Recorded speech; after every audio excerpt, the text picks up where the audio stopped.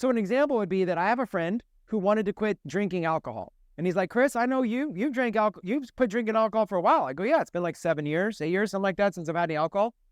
And he's like, but you have alcohol at your house. I go, but that's for my friends. Like I want to make sure that they could have it. He's like, how do you do that? What happens when you're in a depressed mood and you get home and it's been a long day and you're stressed out and you got to fight with your girl and you got to blah, blah, blah. How are you not going to drink it? And it's like, I told him this whole story about, because I replaced it. I replaced that in my mind. There's not a void. Oh man, I miss alcohol because I left a void. I left an open hole where that used to fill, and now I don't have it. No, I just replaced it.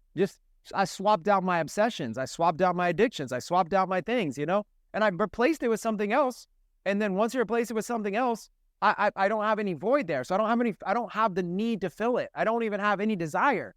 Wouldn't matter to me. And also, what's wrong with having alcohol around you? Like, what am I going to do? Walk outside and not have an opportunity to drink if I want? Like, if I want alcohol, do you really think, oh man, there was none in the cupboard, and so I'm not going to drink today. I wish I had some alcohol. If there was some within hand's reach, I would drink. But since it's downstairs and I got to go to a bar or a store or a gas station, it is just that was the deal killer. You know what stopped me from drinking? The 2-minute drive to the gas station was it. But if I would have had that in the fridge, it would have been gulp, gulp, gulp. No, it's like, that's not how people operate. You operate off commitment. You operate off loyalty. You operate off of integrity, sticking to your word.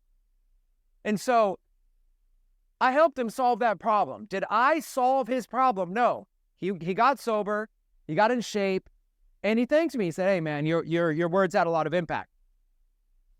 But I was just part of the solution. But that's how you build KLT. That's how you build that know you, like you, trust you factor.